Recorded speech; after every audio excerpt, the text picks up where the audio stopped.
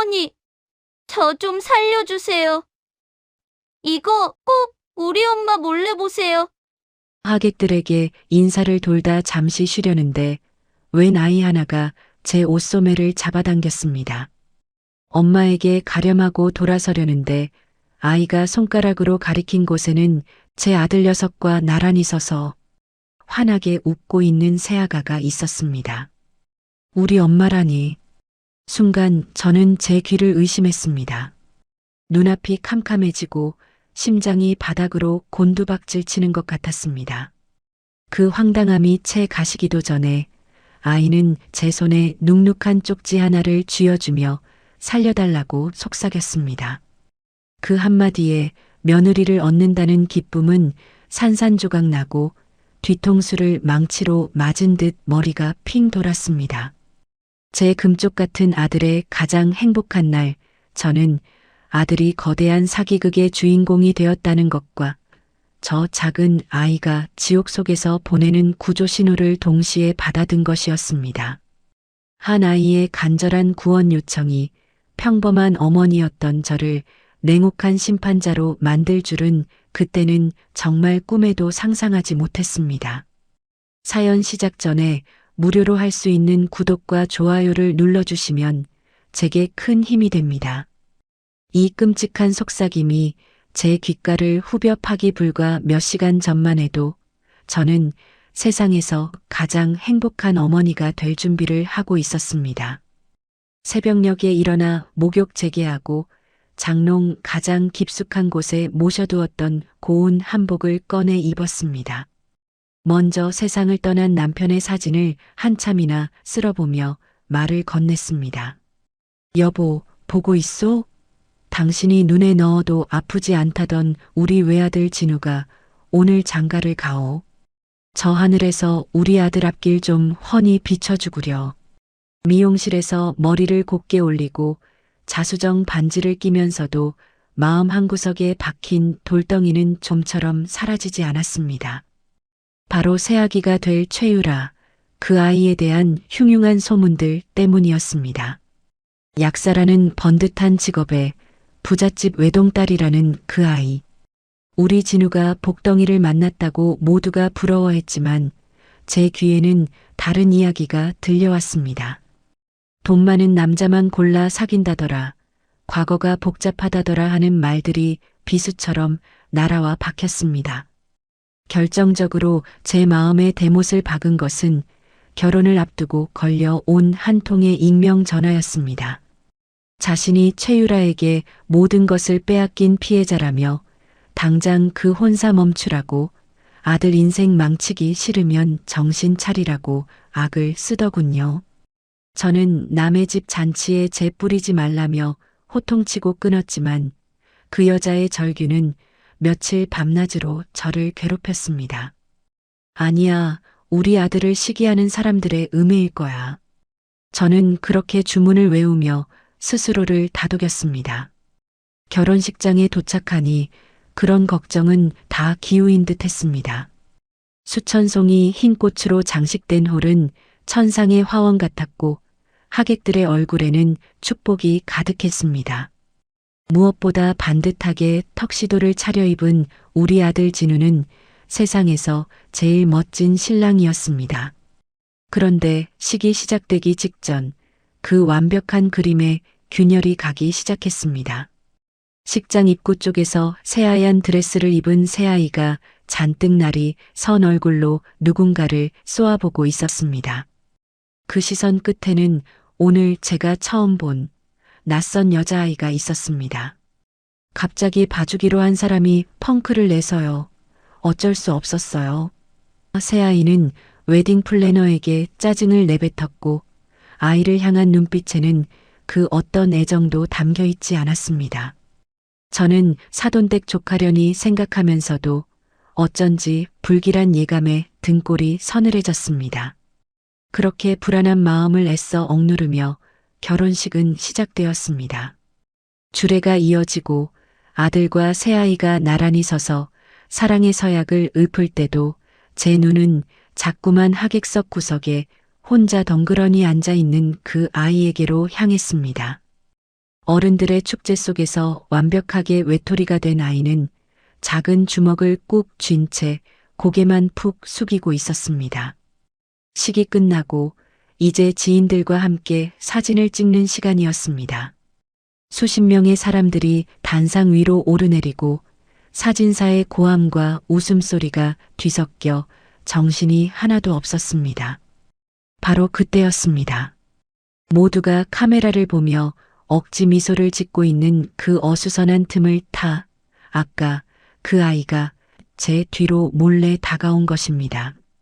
그리고 제 귓가에 지옥에서 온 것 같은 그 속삭임을 던졌습니다. 할머니, 저 좀 살려주세요. 이거 꼭 우리 엄마 몰래 보세요. 우리 엄마라니. 저는 제 귀를 의심하며 아이가 가리키는 곳을 보았습니다. 그곳에는 제 아들 녀석과 나란히 서서 환하게 웃고 있는 새아가가 있었습니다. 심장이 쿵 하고 아찔하게 바닥으로 떨어졌습니다. 그 황당함이 채 가시기도 전에 아이는 제 손에 눅눅한 쪽지 하나를 쥐어주었습니다. 그 작은 소나기 힘에 제 옷소매가 살짝 밀려 올라갔고 바로 그 순간 저는 보고야 말았습니다. 아이의 하얀 팔뚝 안쪽에 끔찍한 모양으로 번져 있는 검붉은 손자국을 이건 넘어져서 생긴 멍이 아니었습니다. 어른의 손으로 있는 힘껏 쥐어 비틀어야 생기는 그런 잔인한 폭력의 흔적이었습니다.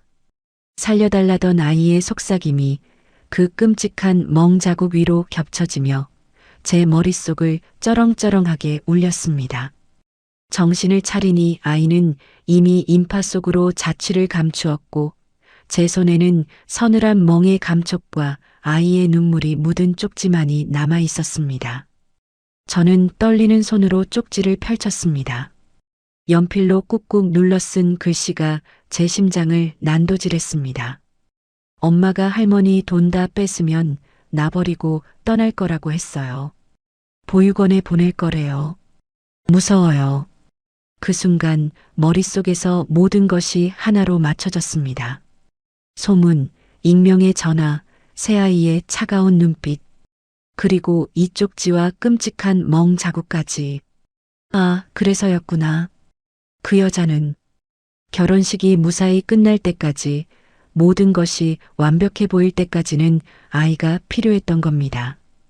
얌전한 인형처럼 곁에 두고 모든 것이 제 소나기에 들어온 뒤에야 저 가여운 것을 헌신짝처럼 버릴 작정이었던 겁니다. 그 전까지는 저런 폭력으로 아이를 굴복시키고 있었던 게 틀림없었습니다. 저는 떨리는 눈으로 저 멀리 친구들과 웃으며 사진을 찍고 있는 새아이, 아니 그 여자를 바라보았습니다. 마침 저와 눈이 마주친 그 여자는 아주 잠깐 소름 끼치도록 차가운 미소를 입가에 걸었습니다. 마치 이제 어머님 차례예요. 각오하세요. 라고 말하는 듯 했습니다. 그 미소를 보는 순간 제 안의 슬픔과 배신감은 차디찬 분노와 결심으로 바뀌었습니다. 그래, 어디 한번 해보자. 내가 파놓은 그 지옥에 내가 너를 밀어 넣어주마. 내 아들을 지키고 저 가여운 아이를 구해내기 위해서 이제 곧 피로연이 시작될 것입니다. 하객들의 웃음소리로 가득할 그 한두 시간의 시간이 바로 내게 주어진 유일한 기회였습니다. 저는 구겨진 쪽지를 주먹 안에 단단히 쥐었습니다. 이것은 단순한 종이 조각이 아니었습니다. 그것은 나의 선전포고이자 그 여자의 죄를 단죄할 심판의 서곡이었습니다. 구겨진 쪽지를 단단히 쥔 내 손이 사시나무처럼 떨리고 있었습니다. 피로 연장의 시끄러운 음악 소리와 사람들의 웃음소리가 이명처럼 멀게만 들렸습니다. 방금 전 내 눈으로 똑똑히 본 아이의 팔에 새겨진 그 끔찍한 멍 자국과 살려달라던 아이의 목소리가 머릿속을 떠나지 않았습니다. 지금 당장이라도 달려가 저 악마 같은 여자의 머리채를 잡고 모든 것을 끝장내고 싶었지만 저는 가까스로 이성을 붙들었습니다. 안 된다. 여기서 무너지면 내 아들도 저 가여운 아이도 어느 누구도 구할 수 없다. 저는 옆에 있던 직원에게 잠시 몸이 좋지 않다며 양해를 구하고 비틀거리는 걸음으로 화장실로 향했습니다. 차가운 대리석 벽에 등을 기대자 그제야 참고 있던 숨이 한꺼번에 터져 나왔습니다. 거울 속에 비친 내 모습은 금방이라도 쓰러질 것처럼 위태로웠습니다. 곱게 올린 머리도 비싼 돈을 주고 맞춘 한복도 이 모든 것이 한낱 허상처럼 느껴졌습니다. 저는 세면대로 다가가 찬물을 틀었습니다. 손에 닿는 물의 감각이 너무나도 차가워서 오히려 정신이 번쩍 드는 것 같았습니다. 거울 속의 나를 똑바로 바라보았습니다. 더 이상 슬퍼하고 분노할 시간이 없었습니다. 이제 나는 아들을 둔 어미이자 한 아이를 구해야 하는 유일한 어른이었습니다. 내 눈빛 속에서 연약한 슬픔이 사라지고 차가운 결심이 칼날처럼 서슬퍼렇게 빛나기 시작했습니다. 마음을 다잡고 피로 연장으로 돌아왔을 때 저는 더 이상 아들의 결혼을 축복하는 행복한 어머니가 아니었습니다.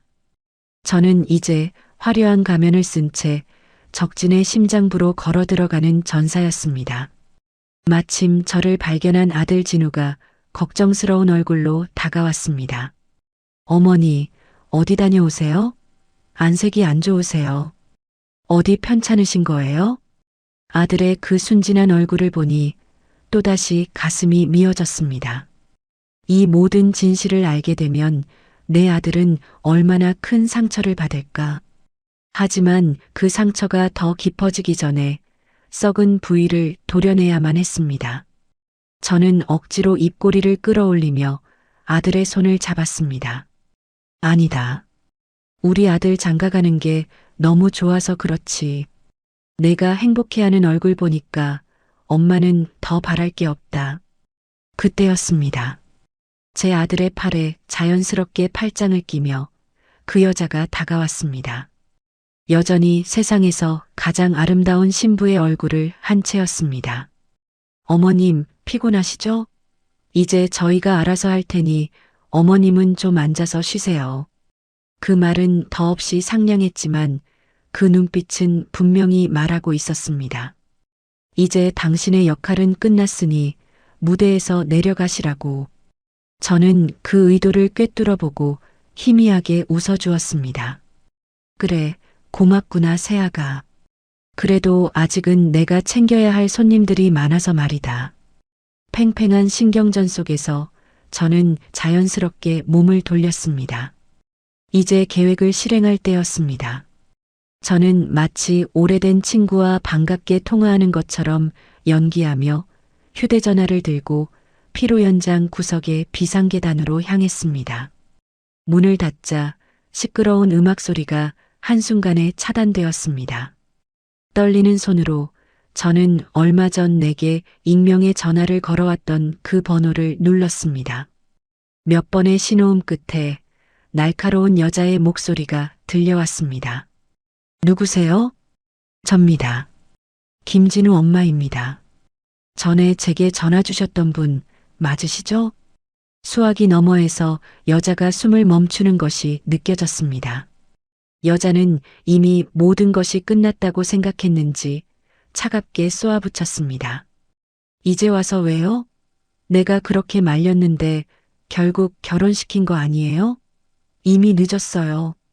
아닙니다. 아직 늦지 않았습니다. 제 목소리는 낮고 단호했습니다. 오늘 그 여자가 숨겨둔 딸을 데리고 왔습니다. 아이 몸에는 학대의 흔적이 있었습니다. 지금 제 손에는 그 아이가 살려달라고 쓴 쪽지가 있습니다. 제게 증언해 주십시오. 당신이 당했던 모든 일, 당신이 가지고 있는 모든 증거가 지금 필요합니다. 한 아이의 목숨이 달려 있습니다. 수화기 너머에서는 한동안 침묵이 흘렀습니다. 이윽고 여자가 흐느끼는 소리가 들려왔습니다. 그 여자는 과거 최유라가 자신에게 사기를 치고 돈을 갈취했던 모든 증거, 녹취 파일과 계좌이체 내역까지 전부 가지고 있다고 했습니다. 지금 당장 제게 모두 보내주겠다고 제발 그 악마 같은 여자를 벌해달라고 울부짖었습니다. 첫 번째 관문은 통과했습니다. 다시 피로 연장으로 돌아온 저는 아이에게서 눈을 떼지 않았습니다. 아이는 어른들 테이블 구석에서 누가 볼세라 음식을 깨작거리고 있었습니다. 그 여자 최유라는 친구들과 웃고 떠드느라 아이에게는 신경도 쓰지 않았습니다. 기회는 바로 지금이었습니다. 저는 오렌지 주스 2잔을 들고 아이에게 다가갔습니다. 그리고 아이 옆에 자연스럽게 앉으며 주스 1잔을 건넸습니다. 아가, 목마르지? 이거 마시렴. 아이는 경계심 가득한 눈으로 저를 쳐다보았습니다. 저는 아이의 눈을 보며 나직이 말했습니다. 할머니는 널 꼭 지켜줄 거다. 그 순간 아이의 눈동자가 파르르 떨리는 것을 보았습니다. 저는 일부러 주스를 든 손을 살짝 비틀어 아이의 소매 위로 주스를 조금 쏟았습니다. 어머나, 미안해라. 할머니가 칠칠치 못해서. 이리 온, 내가 닦아줄게. 저는 냅킨으로 아이의 옷을 닦아주는 척하며 자연스럽게 아이의 소매를 걷어 올렸습니다. 아까보다 더 선명하게 시커먼 폭력의 흔적이 핏줄처럼 번져 있었습니다. 제 심장은 분노로 타올랐지만 손은 그 누구보다 침착했습니다. 저는 다른 손에 든 휴대전화를 핸드백으로 가린 채 각도를 맞춰 소리 없이 사진을 찍었습니다. 찰나의 순간이었지만 그 증거는 완벽하게 내 손안에 들어왔습니다. 이제 모든 준비는 끝났습니다. 내 손에는 아이의 쪽지 사진, 끔찍한 멍 자국 사진, 그리고 방금 전 피해자가 보내온 최유라의 과거 사기 행각에 대한 증거 파일까지 모든 것이 있었습니다. 저는 다시 한번 조용한 곳을 찾아 조금의 망설임도 없이 112번을 눌렀습니다. 차갑고 딱딱한 남자 경찰의 목소리가 들려왔습니다. 제 목소리는 떨림 하나 없이 얼음처럼 차갑고 단단했습니다. 아동학대 현행범으로 신고합니다. 현장은 강남구 해피웨딩홀 피로 현장입니다. 가해자의 이름은 신부 최유라. 현재 아이와 함께 현장에 있습니다. 아이의 몸에 명백한 폭행 흔적이 있고 아이를 유기하겠다는 협박을 했다는 증거도 모두 확보했습니다. 아이의 안전이 위급한 상황입니다. 즉시 출동해서 아이를 보호하고 가해자를 체포해 주십시오. 수화기를 내려놓는 순간 제 심장은 폭풍 전야의 고요함처럼 잠잠해졌습니다. 이제 주사위는 던져졌습니다. 경찰이 이곳으로 오고 있다는 사실만이 유일한 현실이었고 그 외의 모든 것은 비현실적인 연극의 한 장면처럼 느껴졌습니다. 피로 연장으로 돌아가는 제 발걸음은 더 이상 비틀거리지 않았습니다. 오히려 땅에 단단히 뿌리내린 거목처럼 묵직하고 흔들림이 없었습니다. 이제 곧 이 화려하고 위선적인 축제는 끝날 것입니다. 피로 연장은 여전히 시끄러웠습니다. 사람들은 웃고 떠들며 술잔을 부딪혔고 그 누구도 곧 들이닥칠 거대한 폭풍을 예감하지 못했습니다. 제 눈에는 마치 시간이 느리게 흐르는 것처럼 모든 장면이 선명하게 보였습니다. 샴페인 잔에서 터져오르는 기포 하나하나, 하객들의 옷깃에 달린 반짝이는 브로치, 멀리서 들려오는 시계의 초침 소리까지 제 모든 감각은 칼날처럼 날카롭게 벼려져 오직 단 하나의 목표만을 향하고 있었습니다. 바로 단상 위에 서 있는 저 여자, 최유라였습니다. 저는 제자리로 돌아와 조용히 앉았습니다. 그리고 기다렸습니다. 내 인생에서 가장 길고도 끔찍한 기다림이었습니다. 1분 1초가 마치 1시간처럼 느껴졌습니다. 문 쪽을 쳐다볼 때마다 심장이 철렁 내려앉았고 등 뒤에서는 식은땀이 흘렀습니다. 혹시라도 경찰이 오기 전에 저 여자가 눈치채고 도망이라도 치면 어떡하나.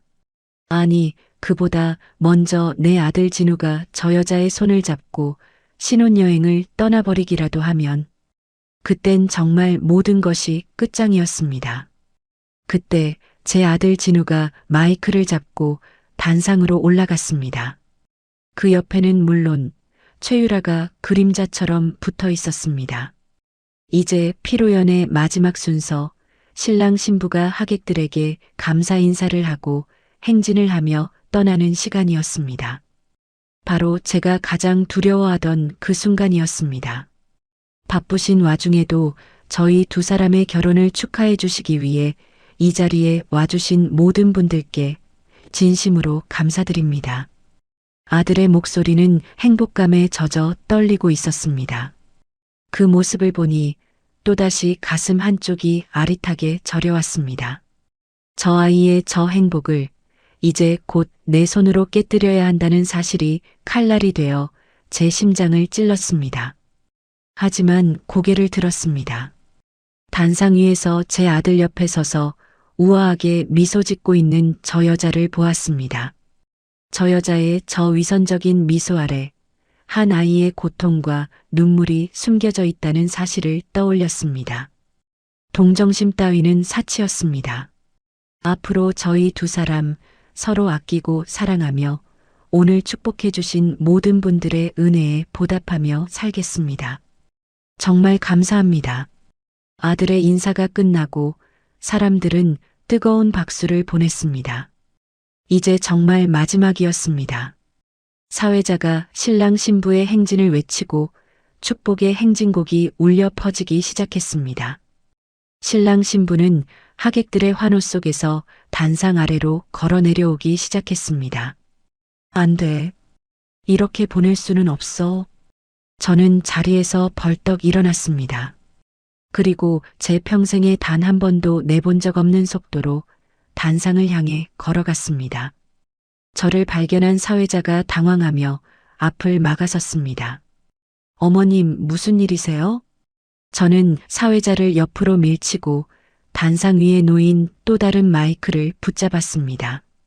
갑작스러운 제 행동에 시끄럽던 장내가 물을 끼얹은 듯 조용해졌습니다. 모든 사람의 시선이 제게로 쏠렸습니다. 저 멀리서 이제 막 피로 연장 문을 빠져나가려던 아들과 최유라가 걸음을 멈추고 저를 돌아보았습니다. 아들의 얼굴에는 당황스러움이 그리고 최유라의 얼굴에는 아주 잠깐이었지만 싸늘한 불안감이 스쳐 지나갔습니다. 저는 마이크를 단단히 쥐었습니다. 제 심장은 미친 듯이 뛰었지만 목소리는 얼음장처럼 차갑고 또렷했습니다. 잠깐만요. 하객 여러분께 그리고 제 아들에게 제가 꼭 해야 할 말이 있습니다. 장내는 숨막히는 침묵에 휩싸였습니다. 오늘 이 자리에 와주신 모든 분들께 정말 죄송합니다. 그리고 내 아들 진우에게도 정말 미안하다. 저는 잠시 말을 멈추고 최유라를 똑바로 바라보았습니다. 그녀는 애써 태연한 척 미소를 지으려 했지만 입꼬리가 미세하게 떨리고 있었습니다. 저는 오늘 이 결혼을 인정할 수가 없습니다.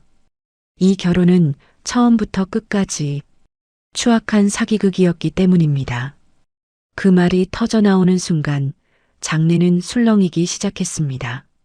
사람들은 믿을 수 없다는 듯 서로의 얼굴만 쳐다보았고 제 아들 진우는 얼굴이 새하얗게 질린 채 저를 향해 소리쳤습니다.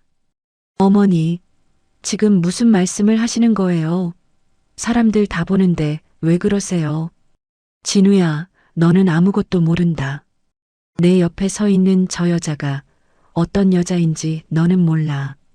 저는 더 이상 망설이지 않았습니다. 제 손에 들린 것은 마이크가 아니라 저 여자의 심장을 꿰뚫을 창이었습니다.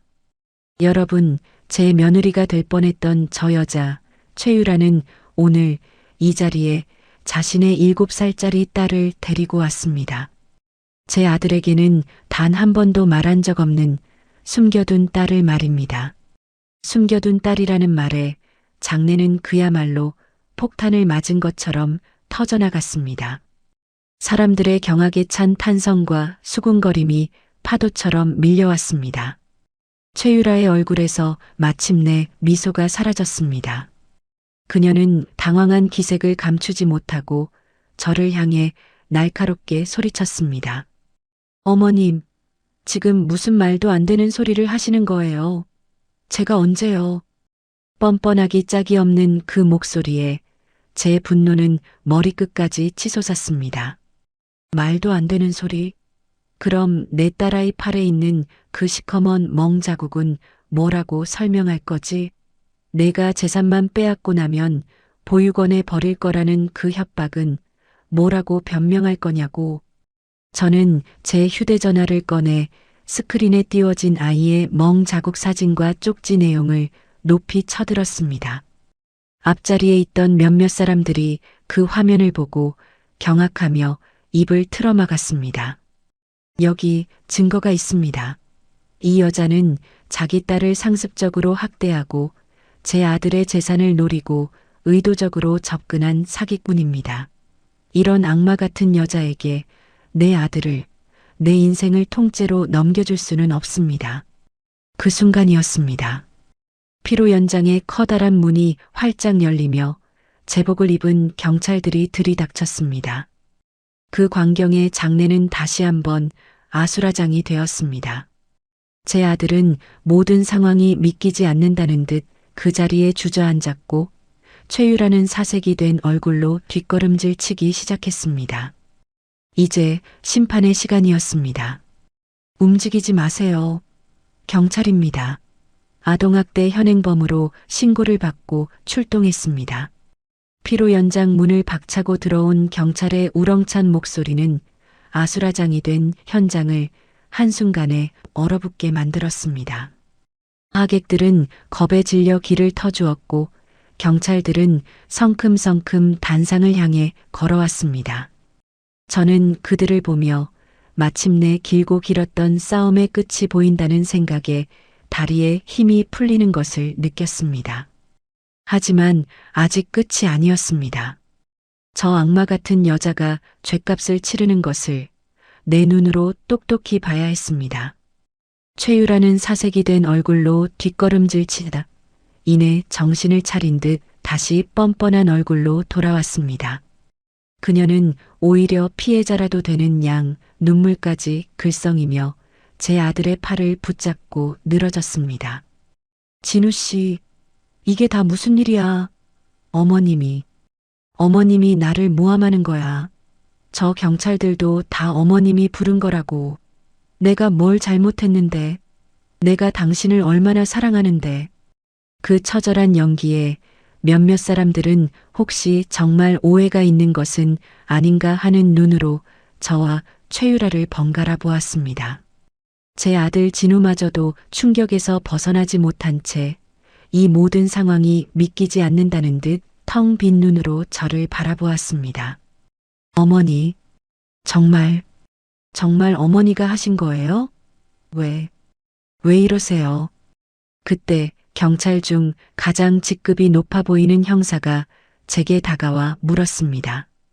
신고자 되십니까? 신고하신 내용이 사실입니까? 저는 한치의 망설임도 없이 대답했습니다. 네, 맞습니다. 저 여자 최유라가 자신의 딸을 상습적으로 학대했고 제 아들의 재산을 노리고 사기 결혼을 하려 했습니다. 여기 그 증거가 있습니다. 저는 제 휴대전화를 형사에게 건넸습니다. 화면에는 아이의 멍 자국 사진과 쪽지 내용, 그리고 아까 피해자로부터 받은 최유라의 과거 범죄 기록들이 빼곡히 담겨 있었습니다. 형사의 얼굴이 심각하게 굳어지는 것을 저는 똑똑히 보았습니다. 형사는 곧바로 최유라에게 다가가 말했습니다. 최유라 씨, 아동복지법 위반 혐의로 긴급 체포합니다. 변호사를 선임할 수 있으며. 체포라니요. 내가 뭘 잘못했는데요? 최유라는 미란다 원칙을 읊는 형사의 말을 끊고 날카롭게 소리쳤습니다. 그녀는 마지막 발악이라도 하듯 제 아들에게 매달렸습니다. 진우 씨, 나 좀 봐. 내 눈을 보라고. 내가 당신을 속인 것 같아? 저건 다 오해야. 저 아이는 내 동생 딸이야. 잠시 맡아주고 있었던 거라고. 그리고 저 멍자국은 저 아이가 넘어져서 다친 거예요. 어머님이 나를 쫓아내려고 없는 사실을 꾸며내시는 거라고. 그 뻔뻔한 거짓말에 저는 기가 막혀 헛웃음이 나왔습니다. 하지만 그때 아무도 예상치 못한 일이 벌어졌습니다. 구석에서 이 모든 것을 숨죽여 지켜보던 작은 아이가 우리 쪽을 향해 달려오며 외친 것입니다. 아니야. 거짓말. 엄마는 거짓말쟁이야. 모든 사람의 시선이 작은 아이에게로 쏠렸습니다. 아이는 눈물 콧물로 범벅이 된 얼굴로 떨리는 손가락으로 최유라를 가리켰습니다. 엄마가 그랬어. 할머니 돈 다 뺐으면 나 보육원에 보낼 거라고. 맨날 나 때리고 밥도 안 주고. 이몽도 엄마가 그런 거야. 내가 아저씨랑 결혼하는 거 방해된다고 그랬어. 아이의 그 처절한 외침은 그 어떤 증거보다도 강력한 한방이었습니다. 최유라의 얼굴에서 마지막 핏기마저 가셨습니다. 그녀는 더 이상 아무런 변명도 하지 못하고 그 자리에 주저앉아 버렸습니다. 그제야 제 아들 진우도 모든 것이 끔찍한 현실이라는 것을 깨달은 듯 했습니다. 아들의 얼굴은 절망과 배신감으로 일그러졌고 텅 빈 눈에서는 눈물이 하염없이 흘러내렸습니다. 아들은 저를 한 번, 그리고 최유라를 한 번, 마지막으로 저 작은 아이를 한 번 쳐다보더니 결국 무너져 내리며 오열하기 시작했습니다. 저는 그런 아들에게 다가가 아무 말 없이 아들의 등을 토닥여 주었습니다. 지금은 그 어떤 위로의 말도 아들에게는 들리지 않을 것이었습니다. 결국 최유라의 양손에는 차가운 수갑이 채워졌습니다. 그녀는 경찰들에게 끌려나가면서도 마지막까지 저를 향해 저주를 퍼부었습니다. 이정숙, 내가 너 가만 안 둬. 내가 나가서 반드시 복수할 거야. 두고 봐. 저는 그 악에 바친 저주를 아무런 표정 없이 묵묵히 받아냈습니다. 복수? 이미 너는 모든 것을 잃었다. 내가 받아야 할 진짜 벌은 이제부터 시작일 테니. 최유라가 끌려나가고 경찰들이 현장을 정리하는 동안 하객들은 하나둘씩 쥐 죽은 듯 조용히 피로 현장을 빠져나갔습니다. 불과 몇 분 전까지만 해도 축복과 환호로 가득했던 그 화려한 공간은 이제 폭풍이 휩쓸고 지나간 폐허처럼 텅 비어버렸습니다. 텅 빈 피로 현장에는 오직 세 사람만이 남아 있었습니다. 모든 것을 잃고 넋이 나간 채 바닥에 주저앉아 있는 내 아들, 진우. 그리고 겁에 질려 구석에서 훌쩍이고 있는 작은 아이. 마지막으로 이 모든 비극의 중심에서 홀로 서 있는 나. 저는 아이에게 다가가 아이의 눈높이에 맞춰 몸을 낮추었습니다. 그리고 아이의 떨리는 작은 어깨를 부드럽게 감싸 안았습니다. 얘야, 이제 다 끝났다. 이제 아무도 너를 괴롭히지 못해. 다 괜찮아. 다 괜찮아. 아이는 제 품에 안겨 그동안 참아왔던 모든 서러움을 터뜨리듯 목 놓아 울기 시작했습니다. 저는 우는 아이의 등을 한참이나 쓸어주었습니다. 이 아이의 울음소리가 내 아들의 절망이 그리고 내 가슴에 새겨진 이 깊은 상처가 앞으로 내가 짊어지고 가야 할 무거운 짐이라는 것을 저는 직감했습니다. 심판은 끝났지만 우리의 진짜 이야기는 이제부터 시작이었습니다. 축제가 끝난 자리는 전쟁터와 다름없었습니다. 테이블 위에는 먹다 남은 음식들이 흉하게 널브러져 있었고 바닥에는 터져버린 풍선과 하객들이 버리고 간 꽃잎들이 뒤엉켜 나뒹굴었습니다. 조금 전까지 천상의 화원 같았던 그 공간은 이제 역한 음식물 쓰레기 냄새와 값싼 향수 냄새, 그리고 이루 말할 수 없는 절망의 공기만이 가득했습니다. 저는 제 품에 안겨 끄끄거리며 우는 아이의 등을 하염없이 토닥였습니다. 저 멀리 내 아들 진우는 텅 빈 눈으로 허공을 응시한 채 미동도 하지 않았습니다. 웨딩홀 직원들은 저희 세 사람을 어찌해야 할지 모르는 얼굴로 멀찍이 서서 수군거릴 뿐 누구 하나 선뜻 다가오지 못했습니다. 그래, 이제 가야지. 이 지옥 같은 연극의 무대에서 이제는 퇴장해야 할 시간이었습니다. 저는 아이를 일으켜 세우고 넋이 나간 아들에게 다가가 그 팔을 붙잡았습니다. 진우야, 일어나. 집에 가자. 아들은 마치 제 목소리가 들리지 않는다는 듯 아무런 반응이 없었습니다. 저는 아들의 팔을 거의 끌다시피 부축해 일으켜 세웠습니다. 아들은 힘없이 제게 몸을 기댔지만 그 무게가 천근만근처럼 느껴졌습니다. 아이는 제 옷자락을 놓칠세라 꾹 쥐고 겁먹은 눈으로 주위를 두리번거리며 제 뒤를 따랐습니다. 그렇게 우리는 폐잔병처럼 초라한 행렬이 되어 텅 빈 피로 연장을 빠져나왔습니다. 지하 주차장으로 가는 내내 아들은 단 한마디도 하지 않았습니다. 차에 타서도 아들은 조수석에 시체처럼 몸을 싣고 창밖만 바라보았습니다. 저는 아이를 뒷좌석에 태우고 떨리는 손으로 운전대를 잡았습니다. 집으로 돌아오는 길은 제 인생에서 가장 길고도 고통스러운 길이었습니다. 차 안에는 아들의 희미한 흐느낌과 겁에 질린 아이의 가쁜 숨소리, 그리고 제 심장이 쿵쾅거리는 소리만이 가득했습니다. 라디오를 켤 생각도 그 어떤 말을 건넬 엄두도 나지 않았습니다. 집 현관문을 여는 순간 저는 숨을 멈춰야 했습니다. 집안은 오늘 아침까지만 해도 새로운 시작에 대한 설렘과 기대로 가득 차 있던 그 공간이 아니었습니다. 거실 한가운데에는 미처 다 뜯지 못한 하객들의 결혼 선물이 산처럼 쌓여 있었고 축 결혼이라는 붉은 글씨가 새겨진 리본들이 마치 조롱하듯 널브러져 있었습니다. 진우와 그 여자가 함께 쓸 거라며 새로 들여놓은 하얀 소파와 고급스러운 거실장은 이제 주인을 잃고 흉물처럼 서 있을 뿐이었습니다. 이 모든 것이 우리에게 벌어진 비극을 더욱 잔인하게 후벼 파는 증거물처럼 느껴졌습니다. 그때였습니다. 그 끔찍한 풍경을 마주한 아들이 마침내 참아왔던 모든 것을 터뜨리기 시작했습니다. 으아악! 아들은 짐승처럼 울부짖으며 거실에 쌓여있던 선물 상자들을 닥치는 대로 걷어차고 내던지기 시작했습니다. 값비싼 도자기 세트가 박살나는 소리, 유리잔이 깨지는 날카로운 파열음이 집안을 가득 메웠습니다.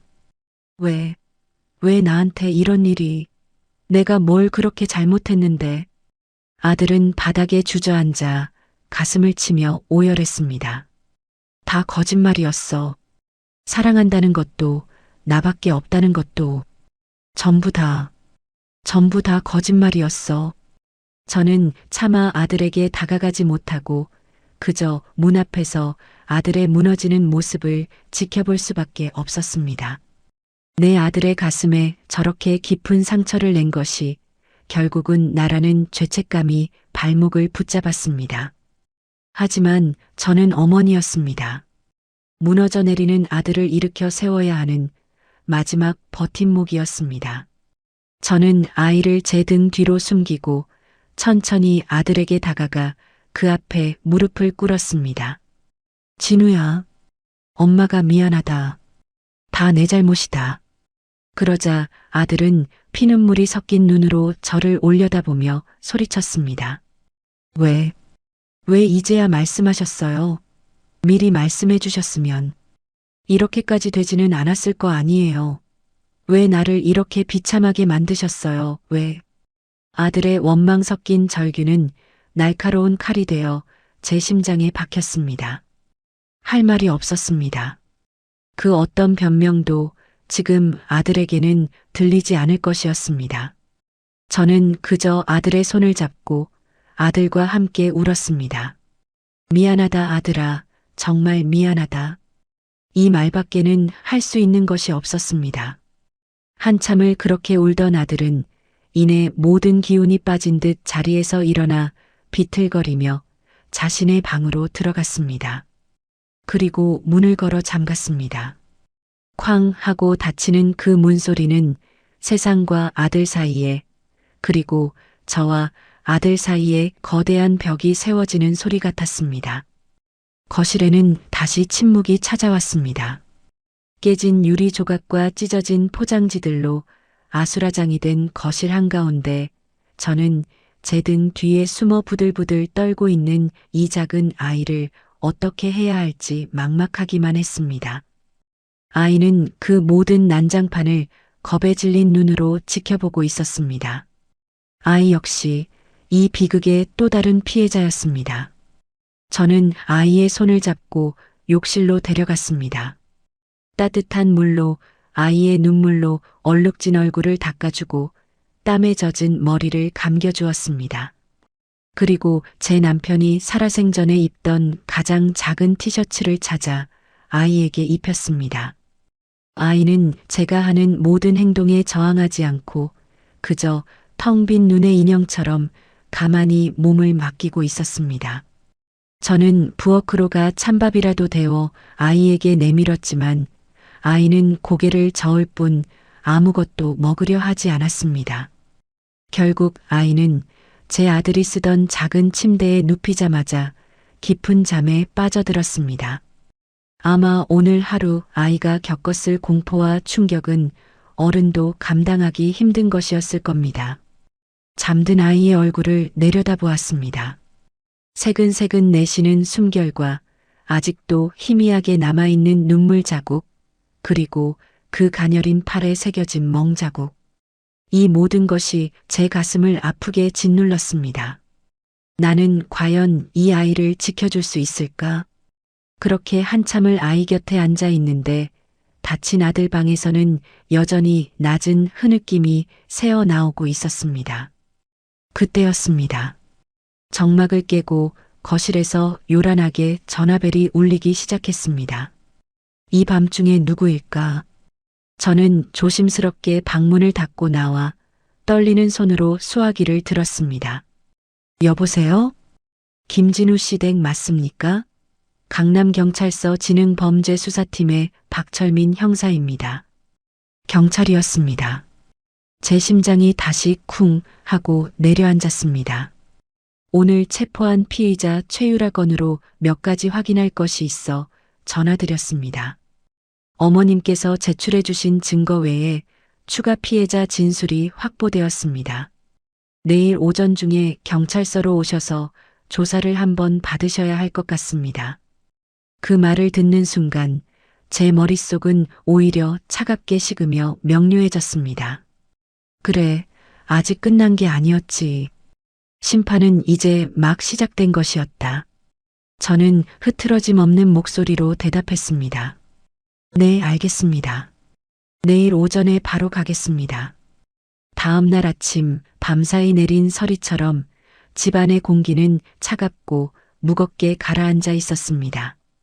간밤에 아수라장이 되었던 거실은 제가 밤새 뜬 눈으로 치워 어느 정도 정리가 되어 있었지만 깨진 유리 조각처럼 한 번 금이 간 우리 가족의 관계는 어디서부터 손을 대야 할지 막막하기만 했습니다. 저는 뜬 눈으로 밤을 새웠습니다. 닫힌 아들방 문을 하염없이 바라보다가 아이가 자는 방에 들어가 아이가 숨을 제대로 쉬는지 몇 번이나 확인했습니다. 아들은 아침이 되어서도 방에서 나오지 않았습니다. 방문을 두드려도 아무런 대답이 없었습니다. 그저 죽은 듯한 침묵만이 흘러나올 뿐이었습니다. 아이는 낯선 환경 탓인지 일찍 눈을 떴지만 침대에서 나오려 하지 않고 이불을 머리끝까지 뒤집어 쓴 채 웅크리고만 있었습니다. 저는 아이에게 억지로 아침을 먹으라 권하지 않았습니다. 그저 따뜻한 우유 한 잔을 머리맡에 놓아주고 작은 목소리로 속삭였습니다. 할머니 경찰서에 좀 다녀올게. 어디 가지 말고 여기서 꼼짝 말고 있어야 한다. 알았지? 아이는 이불 속에서 작게 고개를 끄덕였습니다. 그 모습을 보니 또다시 가슴이 미어졌지만 지금은 감상에 젖어 있을 때가 아니었습니다.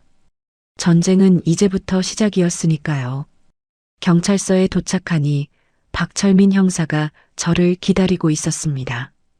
그의 얼굴은 어제보다 더 굳어 있었습니다. 조사실로 들어간 저는 제가 알고 있는 모든 사실을 막힘없이 진술했습니다.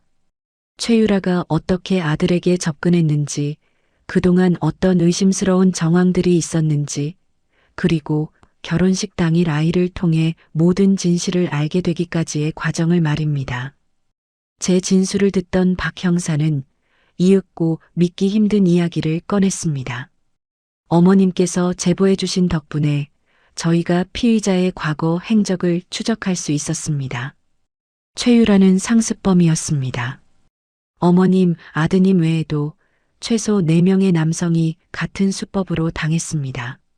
모두 번듯한 직업을 가졌거나 집안의 재산이 많은 남자들이었습니다. 저는 입술을 깨물었습니다. 내 아들이 그저 어리석었던 것이 아니라 저 여자가 그만큼 교활하고 악랄한 전문가였다는 사실에 분노가 치밀었습니다. 박 형사는 말을 이었습니다. 피해액만 합쳐도 수십억 원에 달합니다. 약사 면허도 위조된 것이었습니다. 진짜 약사인 동창의 신분을 도용해서 수년간 다른 사람인 척 살아온 겁니다. 아마 아이 아빠가 누군지, 아이의 출생신고는 어떻게 되어 있는지도 전부 거짓일 가능성이 높습니다. 저희가 지금 그 부분을 집중적으로 수사하고 있습니다. 모든 것이 거짓이었습니다. 이름도 직업도 심지어는 제 며느리가 될 뻔했던 그 모든 순간이 하나의 거대한 거짓 연극이었습니다. 저는 주먹을 꾹 쥐었습니다. 저런 여자에게 내 아들이, 내 온 가족이 놀아났다는 사실이 너무나도 분하고 치가 떨렸습니다. 그 여자, 반드시 법의 최고형을 받게 해주십시오. 그리고 저 아이 서아를 위해서라도 그 여자가 다시는 세상 밖으로 나오지 못하게 막아주십시오. 조사를 마치고 집으로 돌아오는 발걸음은 천근만근처럼 무거웠습니다. 하지만 동시에 반드시 저 여자를 지옥으로 떨어뜨리고 말겠다는 결심은 더욱 단단해졌습니다. 집에 도착하니 굳게 닫혀있던 아들의 방문이 열려 있었습니다. 아들은 텅 빈 눈으로 거실 소파에 앉아 어제 제가 차마 치우지 못했던 두 사람의 웨딩 사진 액자를 내려다보고 있었습니다. 액자 속에서 진우와 그 여자는 세상에서 가장 행복한 얼굴로 웃고 있었습니다. 저는 조용히 아들 옆에 앉았습니다. 한참이나 침묵이 흘렀습니다. 먼저 입을 연 것은 아들이었습니다. 경찰서는 잘 다녀오셨어요? 목소리는 잠겨 있었지만 어제처럼 날이 서 있지는 않았습니다. 그래, 그 여자는 상습범이었단다. 우리 말고도 피해자가 더 있었어. 제 말에 아들은 자조적인 웃음을 터뜨렸습니다. 아, 그랬군요. 나만 바보인 줄 알았는데. 다행이네요. 그 말에 가슴이 아팠지만 저는 아무 말도 하지 않았습니다. 아들은 한참 동안 액자 속 사진을 들여다보더니 이내 자리에서 일어나 액자를 들고 베란다로 향했습니다. 그리고 잠시 망설이는가 싶더니 아파트 화단 아래로 액자를 던져버렸습니다. 와장창 하고 유리가 깨지는 소리가 날카롭게 울려 퍼졌습니다. 그것은 마치 아들의 지난 사랑이 산산조각 나는 소리처럼 들렸습니다. 그때였습니다. 침실에 있던 아이가 그 소리에 놀랐는지 겁에 질린 얼굴로 문을 빼꼼히 열고 거실을 내다보았습니다. 아이와 아들의 시선이 허공에서 마주쳤습니다. 아들은 처음으로 아이의 존재를 제대로 인식한 듯 한참 동안 아이를 빤히 쳐다보았습니다. 아이는 그 시선을 피하며 다시 방으로 들어가려 했습니다. 그 순간 아들이 나지막이 아이를 불렀습니다. 너 이리 와봐. 아이는 겁을 먹고 제 뒤로 숨었습니다. 저는 아이의 등을 토닥이며 아들에게 말했습니다. 진우야, 겁먹었다. 그러지 마라. 아니에요. 그냥 물어볼 게 있어서 그래요. 아들은 소파에 다시 주저앉으며 아이를 향해 말했습니다. 너 이름이 서아라고 했지? 몇 살이야? 아이는 제 등 뒤에서 기어 들어가는 목소리로 대답했습니다. 7살이요. 밥은 먹었어? 아이는 고개를 저었습니다. 그 모습을 본 아들의 얼굴에 복잡한 감정이 스쳐 지나갔습니다. 분노와 원망, 그리고 아주 약간의 죄책감 같은 것이었습니다. 아들은 한숨을 푹 쉬더니 부엌으로 가 서툰 솜씨로 냉장고를 뒤지기 시작했습니다. 그리고는 계란 몇 개를 꺼내 프라이를 하기 시작했습니다. 지독한 비극 속에서 너무나도 일상적인 그 풍경이 오히려 제 가슴을 더 아프게 했습니다. 아들은 접시에 계란 프라이와 김을 담아 아이 앞에 놓아주었습니다. 먹어. 너도 잘못한 거 없잖아. 아이는 아들의 눈치를 살피며 아주 조금씩 밥을 먹기 시작했습니다. 그 모습을 한참이나 지켜보던 아들이 저를 향해 처음으로 속내를 털어놓았습니다. 어머니, 제가 너무 바보 같았어요. 저 여자가 저렇게까지 하는 동안 저는 아무것도 몰랐어요. 저 아이가 저렇게 힘들어하는 동안 저는 제 행복에 취해서 아무것도 보지 못했어요. 제가 저 아이한테 너무 미안해요. 저는 그런 아들의 어깨를 감싸 안았습니다. 그래, 아들아. 이제라도 알았으면 된 거다. 이제 너는 다시 일어서야 한다. 그날 밤 저는 잠든 아이의 얼굴을 보며 생각에 잠겼습니다. 경찰의 말대로라면 저 아이의 신상 정보는 무엇 하나 확실한 것이 없었습니다. 언제까지고 우리가 이 아이를 데리고 있을 수는 없는 노릇이었습니다. 아이에게 가장 좋은 것은 아이를 진심으로 사랑해줄 진짜 가족의 품으로 돌아가는 것이었습니다. 저는 결심했습니다. 내일 날이 밝는 대로 아이의 친척들을 수소문해 보기로. 그것이 저 아이와 그리고 내 아들을 위한 내가 해야 할 또 다른 일이었습니다. 내 아들과 저 가여운 아이를 위해 내가 해야 할 일은 분명했습니다. 바로 아이의 진짜 가족을 찾아주는 것. 하지만 그 길은 처음부터 짙은 안개 속이었습니다. 최유라, 아니 제 이름마저 거짓이었던 그 여자가 남긴 모든 정보는 쓰레기 더미나 마찬가지였습니다. 경찰도 그 여자의 진짜 신원을 파악하는데 애를 먹고 있었고 아이의 출생신고, 기록조차 찾을 수 없다는 비관적인 이야기만 들려왔습니다. 공권력만 믿고 기다릴 수는 없었습니다. 저는 내 손으로 직접 찾아 나서기로 결심했습니다. 그날부터 저는 전쟁 같은 하루하루를 보냈습니다. 낮에는 수소문 끝에 용하다는 흥신소를 찾아가 제가 가진 단서들을 넘기고 아이의 친척을 찾아달라고 의뢰했습니다. 밤에는 인터넷을 뒤지며 최유라라는 이름으로 검색되는 모든 기록과 사람들을 하나하나 확인했습니다. 하지만 매번 허탕이었습니다.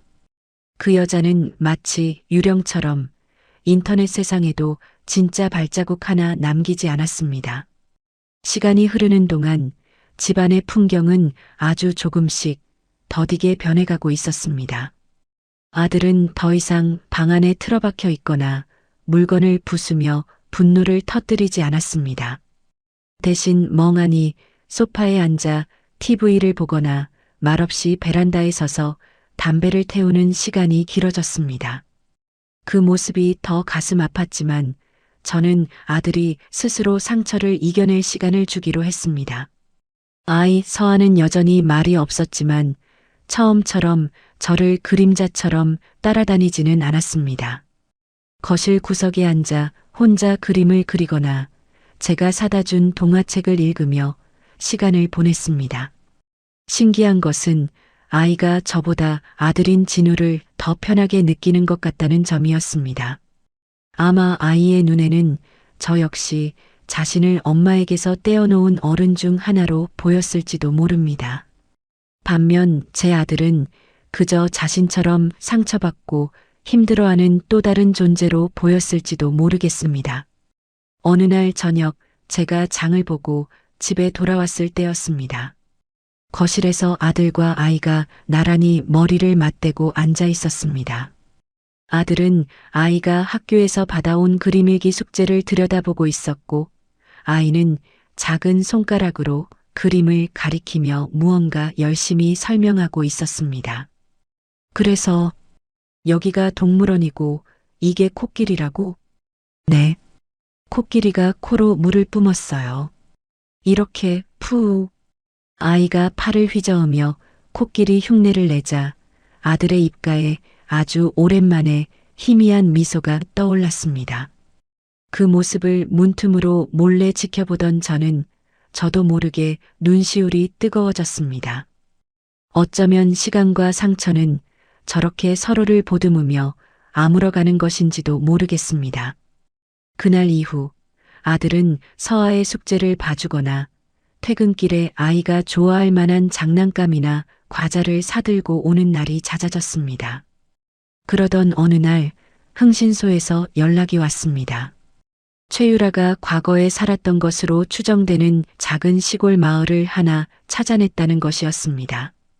진짜 이름은 아니었지만 인상착의가 비슷한 여자가 몇 년 전까지 그 동네에 살았다는 제보가 있었다고 했습니다. 저는 지푸라기라도 잡는 심정으로 다음 날 아침 일찍 그 마을로 향했습니다. 몇 시간을 달려 도착한 그곳은 시간이 멈춘 듯 낡고 허름한 시골 마을이었습니다. 저는 흥신소에서 알려준 주소지를 찾아 동네 어귀의 작은 구멍가게로 들어갔습니다. 가게 주인으로 보이는 할머니에게 저는 최유라의 사진을 보여주며 혹시 아는 얼굴인지 물었습니다. 사진을 한참이나 들여다보던 할머니는 혀를 차며 말했습니다. 아이고, 이 몹쓸 년. 알지, 내가 왜 몰라. 지 부모 등골까지 빼먹고 야반도주한 년인데. 저는 숨을 멈췄습니다. 드디어 실마리를 찾은 것 같았습니다. 할머니가 들려준 이야기는 충격적이었습니다. 최유라의 본명은 최영미였고 그녀는 그 동네에서 둘도 없는 문제아였다고 했습니다.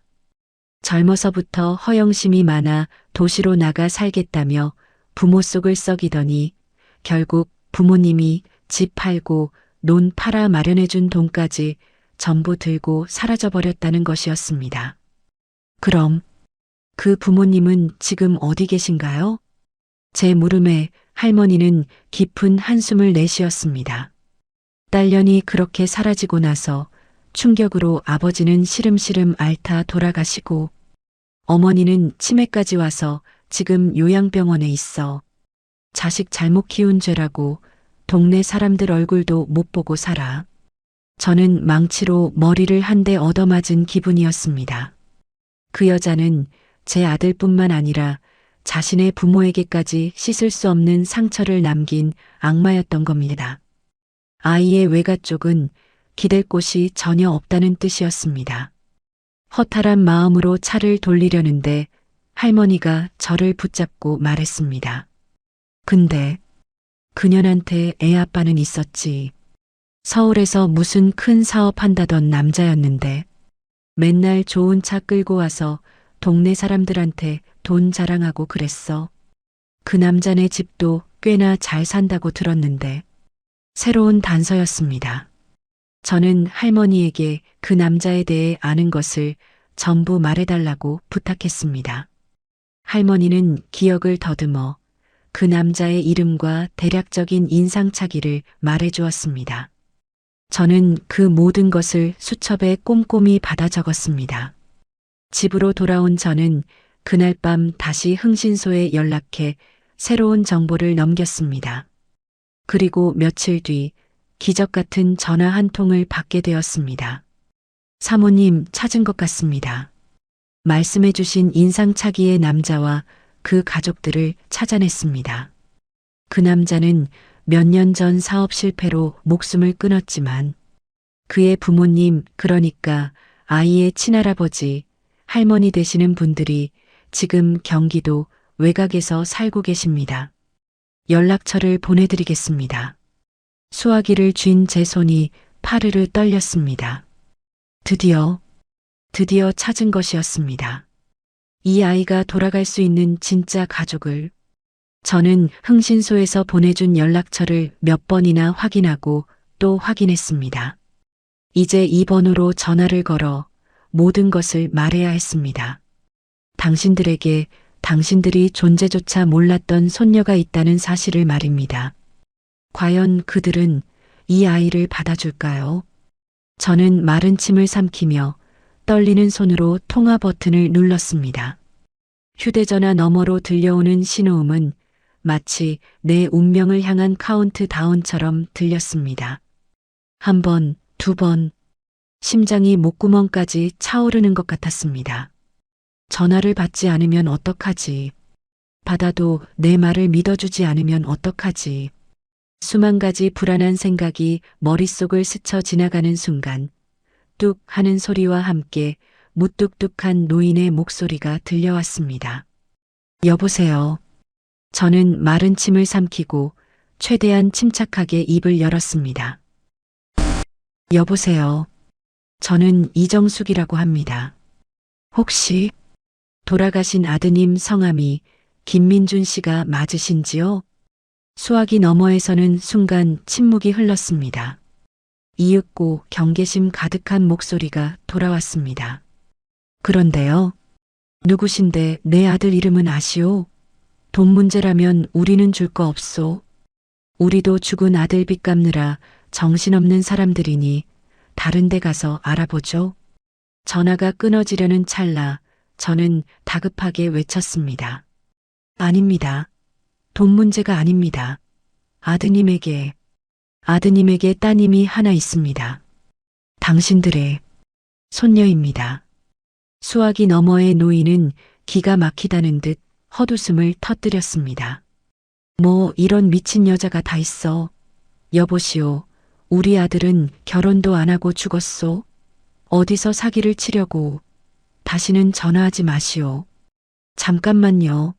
제발 제 얘기 좀 들어주세요. 아이 이름은 서아, 올해 7살입니다. 아이 엄마는 최영미, 아니 최유라라는 가명을 쓰는 여자입니다. 당신들 아드님을 속이고 돈을 뜯어낸 사기꾼입니다. 지금 그 여자는 아동학대와 사기 혐의로 구속되어 있습니다. 이 아이, 지금 갈 곳이 없습니다. 제발 만나서 이야기만이라도 들어주십시오. 아이 사진이라도 한번 봐주십시오. 제 절박한 외침에 노인은 한참이나 말이 없었습니다. 저는 그 침묵의 시간 동안 온몸의 피가 마르는 것 같았습니다. 이윽고 깊은 한숨과 함께 노인의 목소리가 들려왔습니다. 내일 오후 2시에 XX공원 앞으로 나오시오. 혼자만 오시오. 다음 날 저는 약속 장소로 향하는 내내 손에 땀을 쥐었습니다. 혹시라도 그분들이 마음을 바꾸지는 않을까, 아이를 보고 실망하지는 않을까. 공원 벤치에는 세월의 풍파를 고스란히 맞은 듯한 노부부가 앉아 있었습니다. 할아버지는 여전히 경계심을 풀지 않은 얼굴이었고 할머니는 금방이라도 쓰러질 것처럼 창백한 얼굴이었습니다. 저는 그들 앞에 다가가 깊이 고개를 숙였습니다. 저는 그동안 있었던 모든 일을 하나도 빠짐없이 털어놓았습니다. 최유라가 어떻게 접근했고 결혼식 날 어떤 일이 있었으며 지금 아이가 어떤 상태인지를 말입니다. 그리고 제 휴대전화에 담겨 있던 아이의 사진과 아이가 웃고 떠드는 모습을 몰래 찍어두었던 동영상을 보여주었습니다. 영상을 한참이나 들여다보던 할머니의 눈에서 이내 굵은 눈물방울이 뚝뚝 떨어지기 시작했습니다. 닮았어. 우리 민준이 어릴 때랑 웃는 모습이 똑 닮았어, 여보. 할아버지 역시 영상을 보는 내내 굳게 다물고 있던 입술을 파르르 떨고 있었습니다. 그는 제게 물었습니다.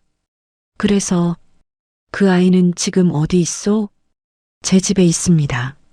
하지만 아이에게는 할머니, 할아버지를 만나러 가자고 차마 말하지 못했습니다.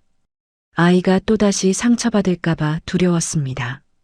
그 말에 할아버지는 자리에서 벌떡 일어났습니다. 갑시다. 지금 당장 내 손주 만나러 갑시다. 집으로 돌아오는 차 안에서 제 심장은 기대와 불안으로 터질 것만 같았습니다. 집에 도착하니 아들 진우가 아이와 함께 거실에서 텔레비전을 보고 있었습니다. 낯선 노부부의 등장에 아들과 아이는 동시에 얼어붙었습니다. 할머니는 아이를 보자마자 그 자리에 주저앉으며 울음을 터뜨렸습니다. 아가, 내 새끼, 내가 우리 민준이 딸이었구나. 이 할미는 그것도 모르고. 아이고, 내 새끼. 할아버지 역시 눈시울이 붉어진 채 아이에게서 눈을 떼지 못했습니다. 아이는 이 모든 상황이 어리둥절한 듯 제 뒤로 숨어 고개만 내밀고 있었습니다. 저는 아이의 눈높이에 맞춰 몸을 낮추고 아이의 어깨를 감싸 안았습니다. 서아야. 이분들이 서아의 할아버지, 할머니셔. 돌아가신 서아 아빠의 아버지 어머니시란다. 이제 서아를 지켜주고 사랑해줄 진짜 가족이야. 아이는 한참이나 조부모를 바라보았습니다. 그리고는 제게 물었습니다. 그럼 나는 이제 보육원에 안 가도 돼요? 그 한마디에 그 자리에 있던 모든 어른들의 가슴이 무너져 내렸습니다. 할머니는 아이에게 기어가다시피 다가가 아이를 품에 꼭 끌어안았습니다. 그럼 당연하지. 누가 우리 강아지를 보육원에 보내. 이제 할미 할애비랑 같이 사는 거야. 아무 데도 안 가. 절대 안 보낼 거야, 내 새끼. 아이는 할머니의 품에 안겨 한참 동안 가만히 있었습니다. 그러더니 이내 작은 어깨를 들썩이며 참아왔던 울음을 터뜨리기 시작했습니다. 그것은 공포와 서러움의 울음이 아니었습니다. 마침내 돌아갈 곳을 찾은 아이의 안도와 기쁨의 눈물이었습니다. 며칠 뒤 아이는 할머니, 할아버지의 손을 잡고 제 집을 떠났습니다. 떠나기 전 아이는 제게 다가와 작은 목소리로 말했습니다. 할머니, 고맙습니다. 그리고 아저씨도요. 아이를 떠나보내고 텅 빈 집으로 돌아온 저와 아들은 한참 동안 아무 말도 하지 않았습니다. 그날 밤 아들이 제 방으로 건너와 처음으로 속 깊은 이야기를 꺼냈습니다. 어머니, 저 이제 괜찮은 것 같아요. 아니, 괜찮아져야죠. 서아도 자기 인생을 찾아갔는데 저도 이제 제 인생을 살아야죠. 어머니께 너무 죄송하고 또 감사합니다. 저는 그런 아들을 따뜻하게 안아주었습니다. 그래, 아들아. 우리는 괜찮을 것이다. 이 상처는 평생 흉터로 남겠지만 우리는 분명 더 단단해질 것이다.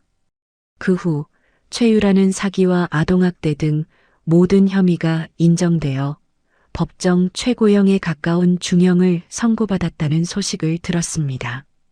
그 소식을 들었을 때 제 마음속에 남은 것은 통쾌함이 아니었습니다. 그저 한 인간의 끝없는 탐욕이 얼마나 많은 사람들에게 불행을 안겨주었는지에 대한 깊은 허탈함과 씁쓸함 뿐이었습니다.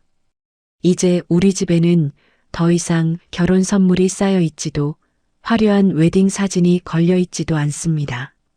대신 그 자리에는 아이가 떠나기 전 제게 선물이라며 주고 간 삐뚤빼뚤한 글씨로 고맙습니다. 할머니라고 쓰인 그림 액자가 놓여 있습니다. 저는 가끔 그 그림을 보며 생각합니다. 인생이란 참 알 수 없는 것이라고. 아들의 결혼식 날 저는 모든 것을 잃었다고 생각했습니다. 하지만 어쩌면 저는 그날 모든 것을 잃은 것이 아니라 더 소중한 것을 지켜낼 기회를 얻었던 것인지도 모르겠습니다. 그날 찢어졌던 제 마음은 아직 완벽히 아물지 않았습니다. 하지만 그 상처 위로 이제는 새로운 희망의 새살이 아주 조금씩 돋아나고 있습니다. 이 이야기는 한순간의 선택이 어떻게 운명을 바꾸고 진실이 가진 파괴적이면서도 구원적인 힘을 보여주고 있습니다. 인생에는 예기치 못한 폭풍이 몰아치는 순간이 있기 마련입니다. 우리는 아들 진우처럼 굳게 믿었던 사람에게 배신당하는 깊은 절망에 빠질 수도 있고 어머니처럼 모든 것을 잃을 것 같은 분노에 휩싸일 수도 있습니다. 하지만 이 이야기가 우리에게 던지는 진짜 질문은 그 절망의 끝에서 우리는 어떤 선택을 하느냐입니다. 어머니는 주저앉아 눈물만 흘리는 대신 냉철한 복수를 넘어 한 아이의 구원자가 되기로 결심했습니다. 아들 진우는 과거의 실수를 후회하는 데 그치지 않고 상처를 딛고 일어나 새로운 어른으로 성장하는 길을 선택했습니다. 과거는 바꿀 수 없지만 미래는 이처럼 우리의 손에 달려 있으니까요. 어쩌면 여러분의 삶에도 외면하고 싶은 진실이나 도움이 필요한 누군가의 작은 목소리가 있을지도 모릅니다. 오늘 이 이야기가 그 진실을 마주하고 손을 내밀 수 있는 작은 용기가 되었기를 바랍니다. 앞으로도 여러분의 마음을 울리는 다양한 이야기로 찾아뵙겠습니다. 여러분의 하루가 따뜻한 위로로 가득하길 바랍니다. 채널 구독과 좋아요도 잊지 말고 꼭 부탁드립니다.